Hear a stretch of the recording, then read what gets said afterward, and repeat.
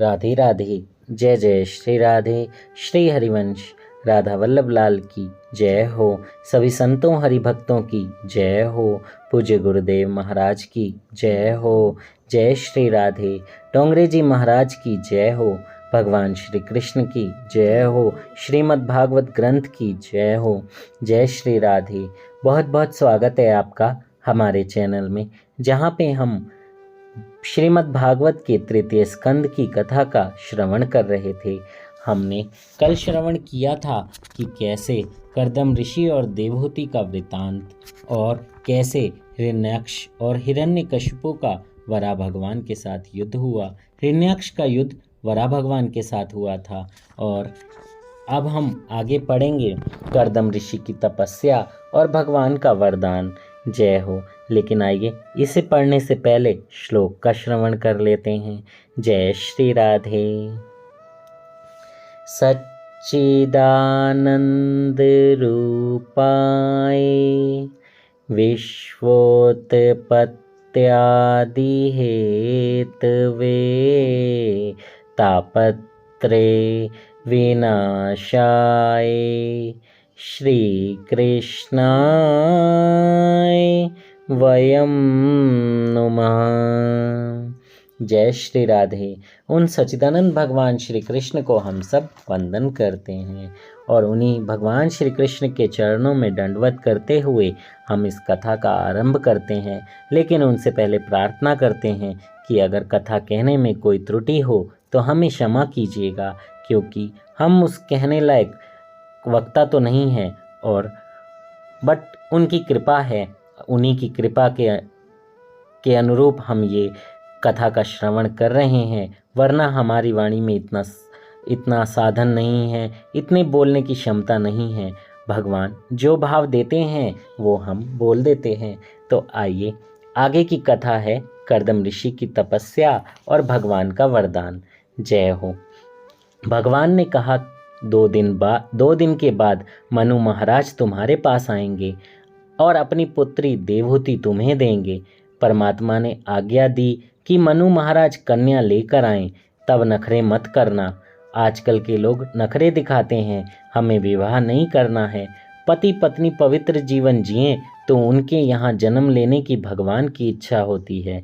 जय हो। जय श्री राधे। बहुत प्यारी बात बताई गई है और इस बारे में मैं थोड़ा सा वर्णन करना चाहूँगा कि पति पत्नी को कैसा जीवन थोड़ा जीना चाहिए। भगवान की सेवा दिन में ज़रूर होनी चाहिए। आपके घर में लड्डू गोपाल हैं तो सुबह और शाम जोत जरूर जलाइए। अगर नौकरी वाले हैं तो सुबह ज़रूर जला कर जाइए, उनसे बोल कर जाइए, उनसे एक रिश्ता बनाइए और उनकी सेवा कीजिए। अच्छा भोजन खिलाइए, अच्छा भोग लगाइए, उन्हें अच्छे अच्छे व्यंजन बना के खिलाइए।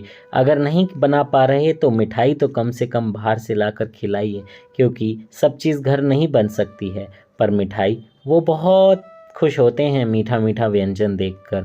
घर पर आप अच्छी सब्जी, रोटी, दाल, चावल उन्हें खिला सकते हैं, सलाद खिला सकते हैं, फ्रूट खिला सकते हैं। इस तरह से उनकी सेवा कीजिए। अगर माया का थोड़ा अभाव है, पैसे की थोड़ी कमी है, तो भी उन्हें हफ्ते में 2 से 3 बार फ्रूट ज़रूर खिलाइए। केले ला सकते हैं आप, जो भी आपकी पॉकेट अलाउ करें, लेकिन भगवान की सेवा आप मन से करें, क्योंकि मन से आप करेंगे तो वो बहुत प्रसन्न होंगे। और हाँ, ऐसा नहीं होना चाहिए कि केला खिलाने के पीछे ये भाव हो, भगवान मेरी नौकरी अच्छी कर दो, पैसे डबल कर दो तो आम खिलाऊंगा। ऐसा नहीं।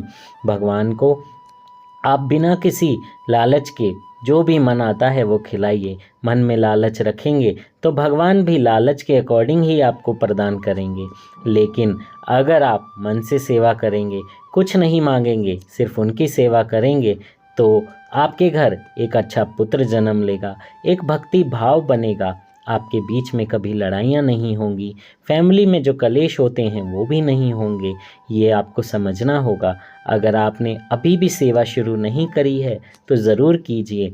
लड्डू गोपाल की सेवा, युगल सरकार की सेवा या फिर शालिग्राम जी की सेवा, आपके घर में जो भी सेवा होती हो ज़रूर कीजिए।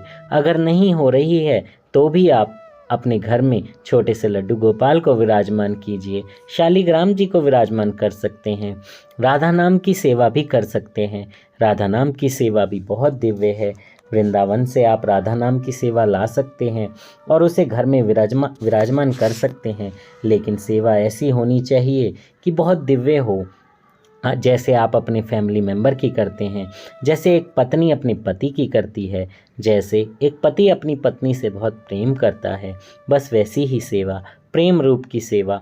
हम इंसानी शरीरों से बहुत प्यार करते हैं, लेकिन भगवान की विग्रह से प्यार करने में हमारी जान निकल जाती है। इसलिए ऐसा ना करें। जितना प्यार आप अपने पति को या अपनी पत्नी को करते हैं, उससे ज़्यादा प्यार आप प्रभु से भी कीजिए। प्रभु आपके घर में बाल रूप में आएंगे और फिर आपसे वो सेवा अपने आप ही शुरू करा लेंगे। ऐसी सेवा जो बच्चे के साथ तो फिर कैसा लगाव होता है आपको पता ही है। जय श्री राधे। उसके बाद भगवान ने कहा, मैं पुत्र रूप में तुम्हारे यहाँ आऊँगा, जगत को मुझे सांख्य शास्त्र का उपदेश करना है। ऐसा कहकर श्री हरि वहाँ से विदा हो गए। नारद जी मनु महाराज के पास आए और उनसे कहा कि तुम कर्दम को कन्यादान दो। मनु महाराज शतरूपा और देवहूति के साथ कर्दम ऋषि के आश्रम में आए। कर्दम जी ने देवहूति के विवेक की परीक्षा ली। उन्होंने 3 आसन बिछाए, सभी को बैठने के लिए कहा तो मनु शतरूपा तो बैठ गए, किंतु देवहूति नहीं बैठी। कर्दम ने उनसे कहा, देवी यह तीसरा आसन तुम्हारे ही लिए है, बैठो। देवहूति ने सोचा, भविष्य में यह तो मेरे पति होने वाले हैं, पति द्वारा बिछाए गए आसन पर बैठूंगी तो पाप होगा। इस आसन पर बैठना मेरा धर्म नहीं है और आसन पर ना बैठने से आसन देने वाले का अपमान होगा। सो अपना दाहिना हाथ आसन पर रखकर आसन के पास बैठ गई। वह बेचारी पुराने ज़माने की थी, आजकल के ज़माने पर होती तो आसन पर सबसे पहले ही बैठ जाती। आज तो पत्नी पति को पुत्र झुलाने की आज्ञा देती है, संतान को पति के पास रखकर अकेली घूमने फिरने निकल पड़ती हैं। ऐसा मत करो। आर्य नारी के सच्चे संस्कार आज भुलाए जा रहे हैं। आज कन्या परीक्षा की रीति भी बदल गई है। कर्दम ने सोचा कि कन्या योग्य है, विवाह करने में हर्ज नहीं है। मनु महाराज ने कहा कि यह कन्या मैं आपको अर्पण करना चाहता हूँ। कर्दम ऋषि ने कहा, विवाह करने की इच्छा मेरी भी है, किंतु पहले एक प्रतिज्ञा करनी है। मेरा विवाह विलास के लिए नहीं, किंतु काम का नाश करने के लिए होगा। विवाह का प्रयोजन काम विकास नहीं, किंतु काम विनाश है। काम भाव को एक ही स्थान पर संकुचित करके, काम का उपभोग करके उसका विनाश करना ही गृहस्थाश्रम का आदर्श है। कर्दम ऋषि कहते हैं, मेरा विवाह काम के विनाश के लिए है। काम कृष्ण मिलन में विघ्न करता है, उसी काम को मुझे मारना है। एक पुत्र के होने तक लौकिक संबंध बनाए रखूंगा, एक पुत्र हो जाने पर लौकिक संबंध का त्याग करूंगा और संन्यास ले लूंगा। कन्यादान के मंत्र में लिखा है, संतत्या इति एक वचनम संतति भी। ऐसा नहीं कहा है। वंश की रक्षा करने के लिए एक ही पुत्र के लिए कन्या को अर्पित करता हूँ। शास्त्र ने पहले पुत्र को ही धर्मपुत्र कहा है, अन्य सभी पुत्र कामज पुत्र हैं। कामाचरण के लिए नहीं, धर्माचरण के लिए विवाह है। पिता पुत्र से कहता है कि तू मेरी आत्मा है। एक पुत्र होने के बाद पत्नी माता समान होती है। काम ईश्वर की भांति व्यापक होना चाहता है। जहाँ सुंदरता दिखती है वहीं काम उत्पन्न हो जाता है। उसे एक ही स्त्री में संजोकर नाश करने को विवाह करना है। विवाह के समय सावधान कहा जाता है, क्योंकि सभी जानते हैं विवाह के बाद वह सावधान नहीं रहेगा। विवाह के बाद सावधान रहे वही जीत जाता है, अथवा जो पहले सावधान होता है वह जीतता है। रामदास स्वामी विवाह के पहले ही सावधान हो गए थे। विवाह मंडप में पुरोहित जी ने सावधान सावधान कहा और वे सावधान होकर मंडप से भाग खड़े हुए। भोग के बिना रोग नहीं होता। पूर्व जन्म के पाप के कारण भी कुछ रोग होते हैं, तो कुछ रोग इस जन्म के भोग विलास के कारण होते हैं। भोग रोग भयम, भोग में रोगों का भय है। भोग बढ़ने से आयुष्य का क्षय होता है। हम भोग का उपभोग नहीं कर पाते, भोग ही हमारा उपभोग कर जाता है। जब से वर राजा मोटर में बैठकर विवाह करने जाने लगा है, तब से घर संसार बिगड़ गया है। आज के वर राजा को घोड़े पर से गिर जाने का डर लगता है। उससे पूछो कि एक ही घोड़ा तुझे गिरा देगा तो वे 11 घोड़े तेरी क्या दशा करेंगे। एक घोड़े को अंकुश में नहीं रख सकता तो 11 घोड़ों को अंकुश में कैसे रखेगा। 11 इंद्रियां ही 11 घोड़े हैं। जितेंद्रिय होने के लिए विवाह करना है। आज तो हम विवाह का हेतु भूल गए हैं। कर्दम ऋषि ने आदर्श बताया कि मेरा विवाह एक सत्पुत्र के लिए है, उसके बाद मैं संन्यास लूँगा। मेरी यह प्रतिज्ञा तुम्हारी कन्या को मान्य है तो मैं विवाह के लिए तैयार हूँ। मनु महाराज ने पुत्री से कहा, ये तो विवाह के समय ही संन्यास की बात करने लगे हैं, किंतु देवहूति भी ऐसा धारण थी। सुखदेव जी वर्णन कर रहे हैं। जय श्री राधे। अगला विषय है कर्दम और देवहूति का विवाह। जय हो।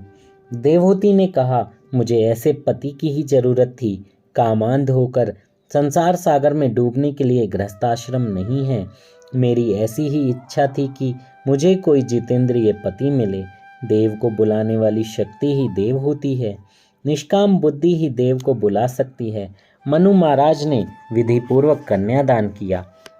देवहूति और कर्दम जी का विवाह हो गया। देवहूति कर्दम जी के आश्रम में रहने लगी।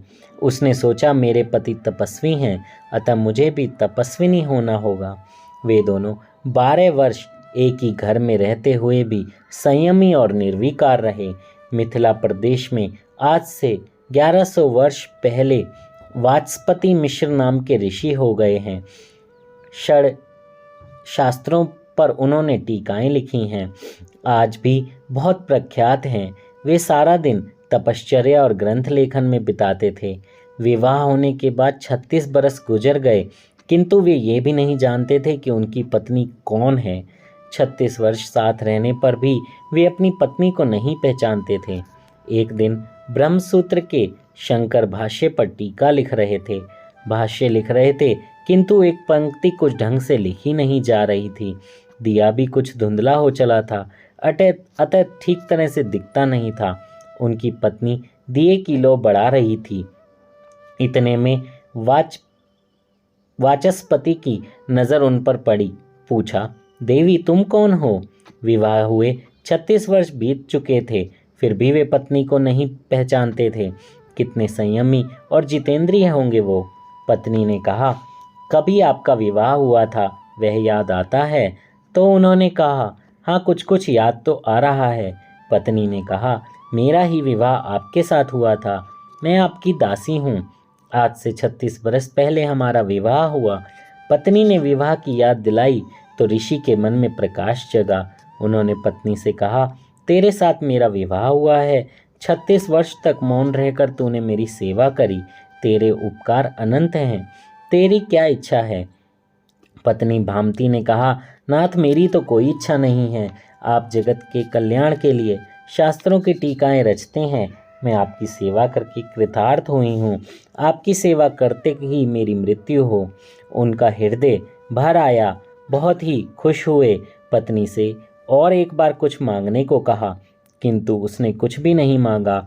तो उन्होंने पूछा कि तुम्हारा नाम क्या है? भामती बोली, इस दासी को सब भामती कहते हैं।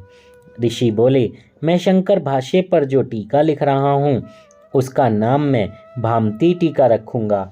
और आज भी ऋषि जी की वह टीका भामती टीका के नाम से प्रसिद्ध है। ऐसा था हमारा भारतवर्ष। एक ही घर में 36 वर्ष तक साथ रह रहकर भी संयम का उन्होंने पालन किया। ऐसे ही संयमी को ज्ञान मिलता है, ज्ञान बाजार में नहीं मिलता है। और आप देखिए, क्या आज हस्बैंड वाइफ 36 मिनट भी ऐसे रह सकते हैं? बहुत मुश्किल है।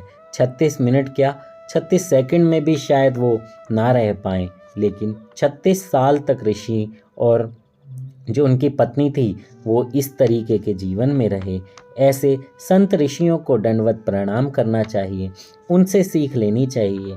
हाँ, हम माया में बहुत ज़्यादा घिरे हुए हैं, तो हो सकता है कि हम 36 वर्ष तक नहीं रह पाएं, बट हमें संयम और नियम से काम लेना चाहिए।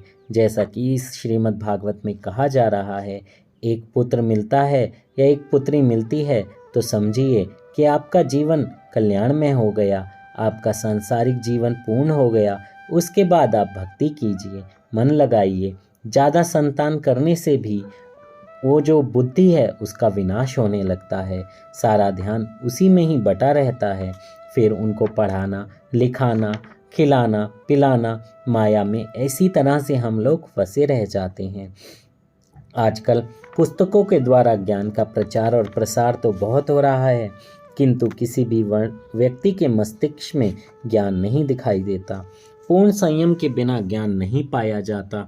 पूर्ण संयम के बिना परमात्मा भी प्रकट नहीं होते। एक ही घर में रहकर कर्दम और देवहूति ने 12 वर्ष तक और वाचस्पति और भामती ने 36 वर्ष तक संयम का पालन किया। आजकल का मनुष्य तो 36 घंटे भी संयमित नहीं रह सकता। जय हो। 36 घंटे क्या, 36 मिनट भी नहीं रह सकता। कर्दम जीवात्मा है और देवहूति बुद्धि हैं। देवहूति देव को बुलाने वाली निष्काम बुद्धि हैं। एक दिवस कर्दम जी ने देखा देवहूति का शरीर बहुत दुर्बल हो गया है। उसने मेरी सेवा करते करते अपना शरीर सुखा दिया है। यह देखकर उनका दिल भर आया। उन्होंने देवहूति से कहा, देवी आप कुछ वरदान मांगो, आप जो भी मांगेंगी वह मैं दूंगा। देवहूति ने कहा, आप जैसे ज्ञानी पति मुझे मिले हैं, यही वरदान है। मैं तो पूजा करके बस इतना ही मांगती हूँ कि मेरा सौभाग्य अखंडित रहे। पहला पेट है या पेट का दाता परमात्मा। स्त्री का धर्म है कि रोज वह तुलसी और पार्वती की पूजा करे। आज की स्त्री तुलसी की पूजा तो करती होगी, किंतु चाय नाश्ता करने के बाद ही। यह सुनकर कर्दम बोले, कुछ न कुछ तो तुम्हें मांगना ही होगा। पति के आग्रह पर देवहूति ने कहा कि आपने प्रतिज्ञा की थी कि एक संतान होने पर संन्यास लेंगे। अब यदि यह इच्छा हो तो एक बालक का दान मुझे दें। मनुष्य शरीर की रचना ही ऐसी है, वह भोगों का मर्यादित प्रमाण में ही उपभोग कर सकता है। मर्यादा का उल्लंघन करेगा तो वह रोगिष्ठ हो जाएगा। कर्दम बोले, मैं तुझे दिव्य शरीर अर्पित करूंगा। देवहूति सरस्वती के किनारे पर स्नान करने गईं। सरस्वती में से अनेक दासियां निकली। देवहूति ने स्नान किया और उनका शरीर बदल गया। कर्दम ऋषि ने संकल्प के बल से विमान बनाया और दोनों बैठ गए उस पर। शांत और करुण रस प्रधान हैं।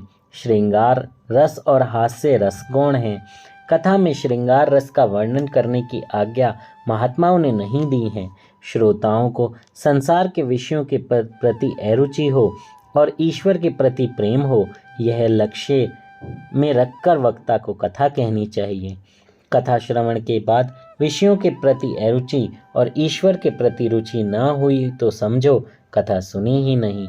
कथा सुनकर वैराग्य होता है। भागवत के दूसरे स्कंद में ब्रह्मा जी ने नारद जी को बताया है कि कथा किस प्रकार की जानी चाहिए। इन 100 वर्षों में देवहूति की 9 कन्याएं हुई, किंतु पुत्र एक भी नहीं हुआ। जो 9 कन्याओं का पिता होता है उसके यहाँ पर कपिल आते हैं। जिसकी 9 पुत्रियां होती हैं उसे ज्ञान मिलता है। 9 कन्याओं का अर्थ है नवदा भक्ति। जय हो। नवदा भक्ति के बिना ज्ञान नहीं होता।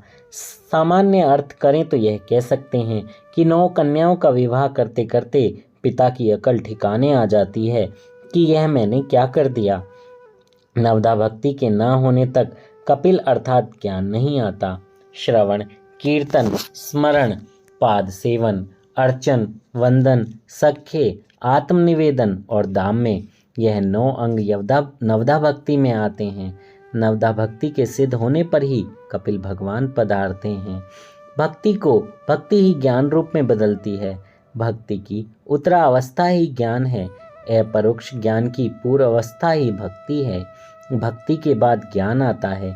ज्ञान की माता भक्ति है। जिसकी नवदा भक्ति सिद्ध नहीं होती उसे ज्ञान नहीं मिलता। भक्ति द्वारा ही ज्ञान मिलता है। सात्विक दृष्टि के अंत में ज्ञान और भक्ति में अंतर नहीं है। भक्ति में पहले दास्यम और फिर सोहम है। 9 कन्याओं के जन्म के बाद करदम संन्यास लेने को तैयार हुए। एक दिवस करदम ने सोचा, अब तो इस विलासी जीवन का अंत आए तो ही अच्छा है। सत्व प्रधान ब्राह्मणा, वैश्य विलासी जीवन जिए तो कोई बात नहीं, किंतु ब्राह्मण को यह शोभा नहीं देता। अतः करदम ने सोचा, एकांत में बैठकर मैं तप करूं। देवहूति ने कहा, मैं भी त्याग चाहती हूँ। विवाह का अर्थ है तन दो, किंतु मन तो एक ही है। देवहूति बोली, नाथ, आपने तो वचन दिया था कि एक पुत्र के जन्म के बाद आप संन्यास लेंगे। पुत्र का जन्म तो अभी तक हो ही नहीं पाया, फिर इन कन्याओं की और मेरी देखभाल कौन करेगा? इन कन्याओं की व्यवस्था करने के बाद ही संन्यास लीजिए। सुखदेव जी वर्णन कर रहे हैं, करदम देवहूति ने विकार का त्याग किया। उन्होंने कई वर्षों तक परमात्मा की आराधना की। इसके बाद देवहूति के गर्भ में साक्षात नारायण ने वास किया। 9 मास का समय समाप्त हुआ। आचार्यों, योगियों और साधुओं के आचार्य प्रकट होने वाले थे। ब्रह्मादि देव करदम ऋषि के आश्रम में आए। ब्रह्मा जी ने करदम ऋषि से कहा, तुम्हारा गृहस्थ आश्रम सफल हुआ, अब तुम जगत के पिता बन गए हो। यह बालक जगत को दिव्य ज्ञान का उपदेश करेगा। जीव भगवान के लिए आतुर होता है, तब भगवान का अवतार होता है। आतुरता के कारण भगवान के दर्शन होते हैं। जय श्री राधे। श्री हरिवंश। इससे आगे की कथा हम कल श्रवण करेंगे और कल हम जानेंगे कि श्री कपिल भगवान जी का जन्म कैसे हुआ। जय श्री राधे। श्री हरिवंश। बहुत बहुत आपका धन्यवाद कि आपने बड़े आराम से बैठकर इस कथा का श्रवण किया। जल्दी से आप चैनल को सब्सक्राइब कर दीजिए और बेल आइकन भी दबा दीजिए। और यह श्रीमद् भागवत की दिव्य कथा बहुत सारे लोगों के साथ शेयर भी कीजिए। इस दिव्य कथा का श्रवण करने से भगवान बहुत प्रसन्न होते हैं और भक्ति का उदय हृदय में होता है। भक्ति महारानी हमारे हृदय में आती हैं, क्योंकि भगवान को लगता है कि यह इंसान कितना प्रेमी है, मेरी कथा को बहुत प्यार से सुन रहा है। जय श्री राधे। श्री हरिवंश। राधा वल्लभ लाल की जय हो। कथा कहने में कोई मुझसे त्रुटि हुई हो तो क्षमा कीजिएगा। जय श्री राधे।